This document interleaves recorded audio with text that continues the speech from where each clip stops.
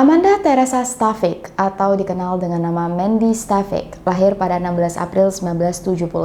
Mandy tumbuh besar di Alaska bersama 3 kakak laki-laki. Tapi waktu ayah dan ibunya cerai, hak asuh Mandy dan kedua kakaknya diambil oleh ibunya. Mereka pindah ke Washington, sedangkan kakak yang paling tua yang bernama Brent tetap tinggal di Alaska bersama bapak mereka.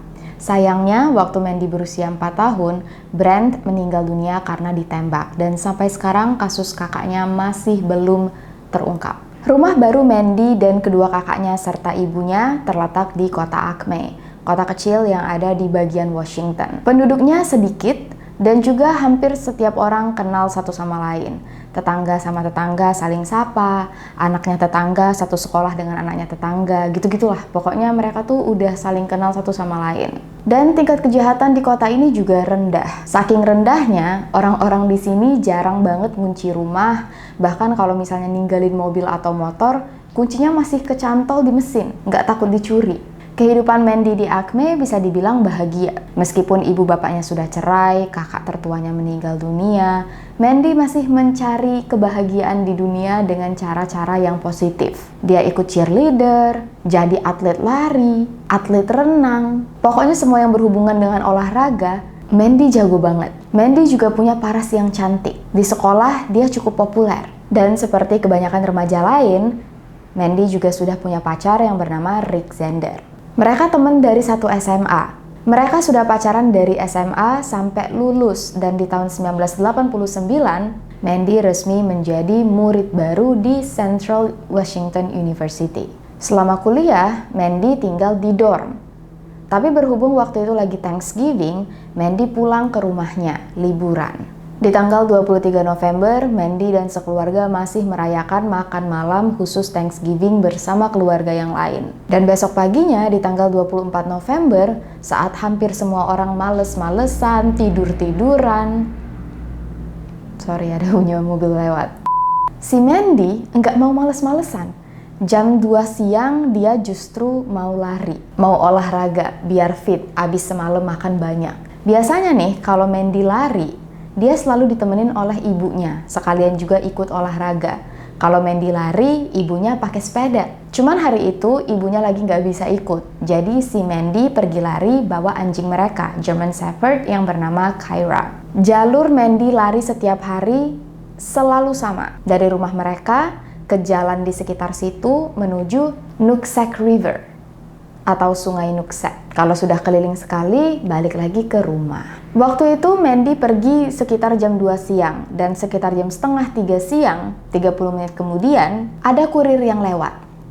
Kurir ini sempat melihat Mandy lari dari Nooksack River menuju rumahnya. Jadi udah dalam perjalanan pulang. Terus waktu Mandy lari nih, kakak kandungnya Mandy juga sempat ngeliat Mandy lagi lari ke rumah. Soalnya kakak kandungnya waktu itu lagi ada di rumah temennya yang ada di sekitar situ.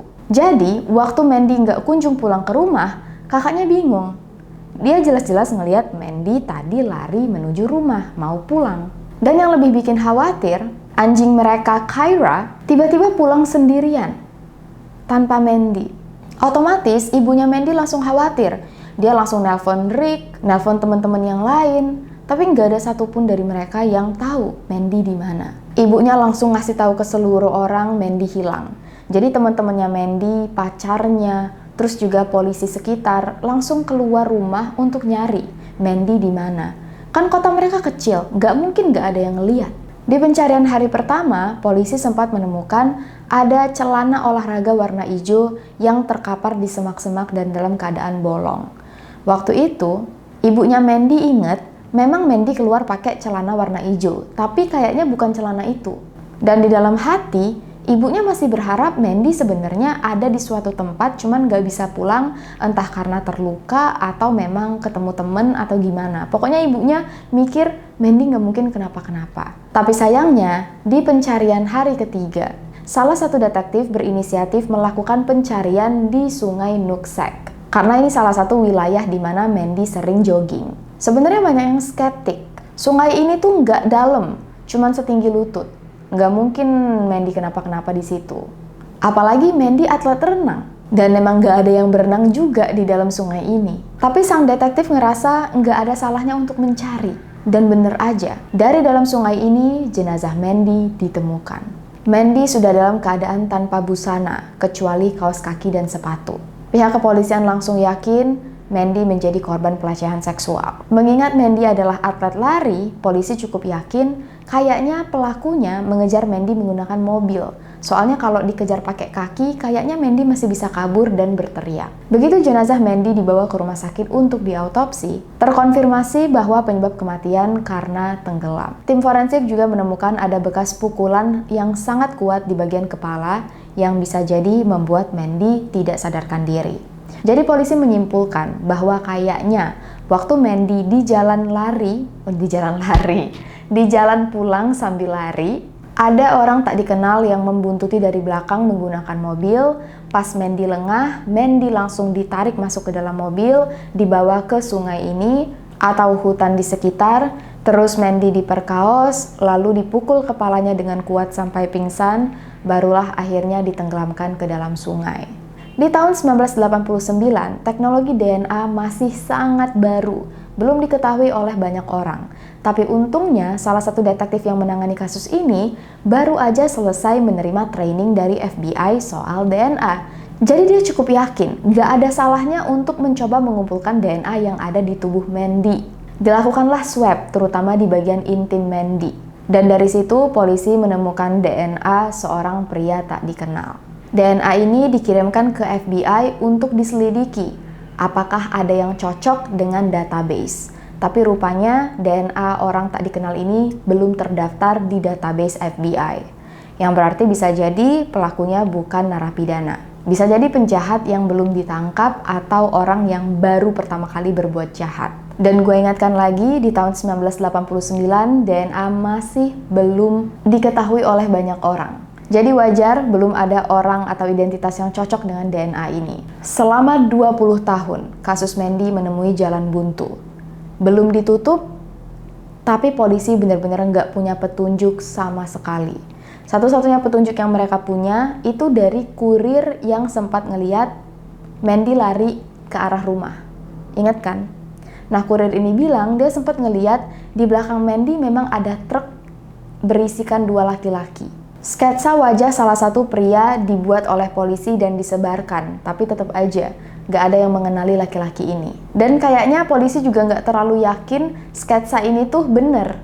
Soalnya kalau kita inget-inget lagi nih, si kurir cuman ngelihat Mandy sekilas, untuk bisa nginget siapa orang di dalam truk aja tuh kayaknya udah luar biasa banget. Ibaratnya kalau pagi ini kalian keluar rumah, kalian inget gak sih orang-orang yang kalian lewatin? Kayaknya enggak sih? Gue sendiri gak bisa menjelaskan siapa aja yang ada di depan rumah waktu gue pergi ngantor hari ini. Jadi menurut gue, ingatan kurir yang bisa sampai bikin sketsa wajah orang di dalam truk yang membuntuti Mandy itu udah luar biasa banget. Oke, kita balik lagi ke cerita. Jadi 20 tahun setelah kasus Mandy tidak menemui petunjuk sama sekali, pada bulan Juli 2013 ada banyak ibu-ibu yang ngajak anak-anak mereka untuk main ke waterpark. Tahu kan ya? Gimana ibu-ibu yang nganterin anaknya sering bikin geng terus ngegosip sambil nungguin anak mereka main. Nah, itulah yang terjadi di Acme waktu itu. Di sekumpulan ibu-ibu yang lagi ngerumpi sambil nungguin anak mereka berenang, ada 2 wanita yang bernama Heather Beckstrom dan Merle Anderson. Heather dan Merle dulunya satu sekolah dengan Mandy di Mount Baker High School. Dan waktu lagi ngerumpi, secara nggak sengaja aja, mereka ngebahas soal kasus pembunuhan dan pemerkosaan Mandy yang sampai waktu itu belum terungkap. Menurut mereka, kasus ini tuh bener-bener life-changing. Waktu itu Heather berusia 18 tahun dan Merle berusia 15 tahun. Mereka masih remaja waktu mendengar kabar kalau Mandy dibunuh dan diperkaos oleh orang tak dikenal. Jadi ingatan mereka tuh bener-bener fresh. Karena waktu itu mereka takut banget. Kota mereka kan kecil ya. Kalau pelakunya belum terungkap, bisa jadi pelakunya sebenarnya orang di sekitar mereka. Bahkan memang kasus ini tuh membuat warga trauma. Semenjak itu mereka ngunci pintu. Was-was kalau lari sendirian. Pokoknya kasus Mandy tuh merubah pandangan mereka tentang kota mereka sendiri. Waktu lagi ngerumpi-ngerumpi, ngomongin soal Mandy, secara nggak sengaja, Heather keceplosan. kayaknya aku tahu deh siapa yang membunuh Mandy. Terus Merly ngelihat Heather, dia ngomong juga, kayaknya aku juga tahu sih siapa pembunuhnya. Mereka semua tuh deg-degan. Kok kita mikir orang yang sama nggak sih? Dan rupanya orang di dalam benak mereka memang orang yang sama, yaitu pria bernama Timothy Bass. Mereka berdua kaget. Kok kamu bisa mikir Timothy sih pembunuhnya? Iya, kok kamu juga bisa mikir gitu? Jadilah mereka membuka rahasia satu sama lain. Heather cerita, beberapa bulan sebelum Mandy ditemukan meninggal dunia, Heather pernah pergi bareng Timothy. Ceritanya mereka abis nonton pertandingan terus pengen ke restoran. Jadi pacarnya Heather yang bernama Don yang waktu itu udah jadi suaminya. Nah waktu itu mereka pergi ke restoran naik truk, rame-rame. Di bak belakang ada banyak teman-teman yang juga ikutan. Tapi di kursi depan, Heather duduk di tengah-tengah. Di sebelah kanannya yang nyetir itu Don. Waktu itu masih jadi pacarnya, tapi sekarang udah jadi suami. Terus di kiri Heather ada Timothy. Jadi Heather diapit oleh dua laki-laki. Nah, sepanjang perjalanan, si Timothy ini ngambil pena, terus ngegesekin pena itu ke lutut sampai bagian bawah kakinya Heather. Berkali-kali. Creepy banget gak sih? Terus Timothy juga ngomong ke Heather, kamu cantik banget, mata kamu indah banget.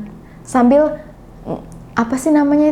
ngegasakin penanya ke kaki Heather. Di situ Heather sebenarnya merinding banget, tapi dia agak merasa aman karena di kanannya ada pacarnya si Don. Jadi dia tahu Timothy pasti nggak berani ngapa-ngapain. Cuman semenjak kejadian ini, Heather paling anti ketemu sama Timothy. Nggak tahu kenapa, dia ngerasa selalu ada perasaan nggak enak tiap kali ngeliat Timothy. Dan waktu Heather mengetahui kalau Mandy diperkaos dan dibunuh oleh orang tak dikenal, sebenarnya Heather udah curiga, apa jangan-jangan pelakunya Timothy? Tapi waktu itu kan Heather masih kecil, terus dia juga nggak punya bukti sama sekali, dia cuman feeling aja. Jadi Heather nggak pernah ngasih tahu ke siapapun kalau dia curiga. Nah itu cerita dari Heather, sekarang giliran Merly yang cerita. Mandy cerita tentang kejadian yang terjadi beberapa tahun setelah Mandy meninggal. Waktu itu Merly udah nikah dengan suaminya, sudah punya satu anak yang masih bayi dan tinggal di rumah. Iyalah tinggal di rumah, tinggal di mana lagi. Suaminya Merly temenan dengan Timothy. Nah suatu hari pas suaminya lagi pergi, Timothy tiba-tiba datang ke rumah. Merly nanya, kamu ngapain kesini? Timothy bilang dia habis hunting, berburu, dan pengen minjem telepon. Timothy bilang dia mau pinjem telepon karena mau nelpon istrinya. Ya udah, dipersilahkanlah oleh Merly. Waktu Timothy mencet-mencet nomor untuk ditelepon, Merly dengar sebenarnya telepon itu tuh nggak terkoneksi ke siapapun. Nomor yang dipencet oleh Timothy tuh nomor sembarang aja. Jadi Merly tuh ngerasa ada yang aneh. Terus Merly nanya, kamu ngapain? Kamu nelpon siapa? Si Timothy langsung nutup teleponnya, terus jalan ke dapur, keliling, terus masuk ke dalam kamar tidurnya Merly. Merly udah takut banget. Dia kayak bingung, ini temen suami gue ngapain? Merly deg-degan karena dia sendirian, terus dia punya anak bayi. Nggak mungkin dia langsung lari keluar rumah, ninggalin anaknya sendirian. Terus, Timothy ngajak Merly untuk masuk ke kamar. Timothy cerita, sebenarnya setiap hari dia sudah sering banget ngelewatin rumah itu karena dia kangen dengan Merly. Sebenarnya dia sudah lama jatuh cinta dengan Merly. Mumpung sekarang ada kesempatan, Timothy ngajak Merly untuk selingkuh. Ini bahasanya gue bener-bener halusin ya. Tapi kalian tahu kan maksudnya apa? Merly marah banget. Dia langsung ngancem Timothy. Kalau nggak mau keluar dari rumah, dia bakal langsung telepon polisi.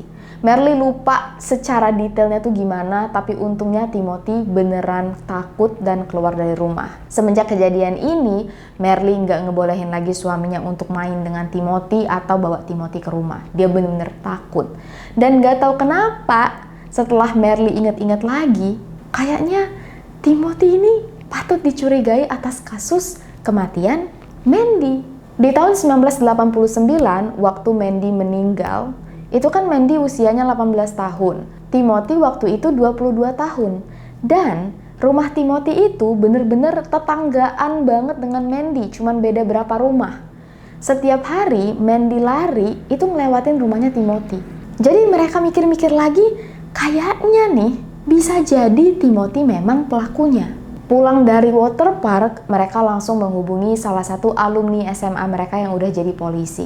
Polisi cerita, sebenarnya 4 tahun sebelumnya, polisi sempat membuka lagi kasus Mandy, diinvestigasi ulang. Dan waktu itu mereka kepikiran untuk mengumpulkan semua laki-laki di sekitar Mandy.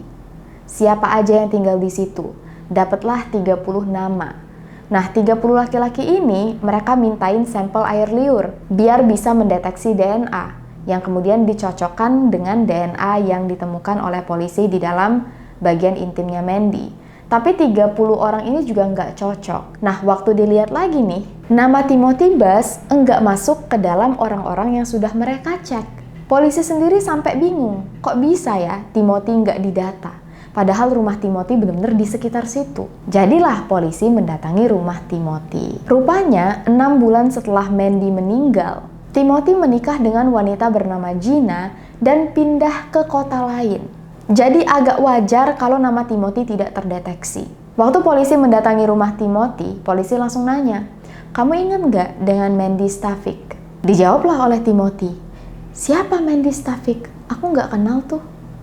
Nah, polisi langsung curiga banget. Enggak mungkin orang yang dulunya tinggal di Acme waktu Mandy meninggal dunia enggak tahu siapa itu Mandy. Seperti yang gue bilang, warga di kota itu tuh trauma. Siapa sih yang nggak tahu dengan kasus Mandy? Jadi dari awal polisi udah tahu Timothy bohong. Timothy berusaha menutupi sesuatu.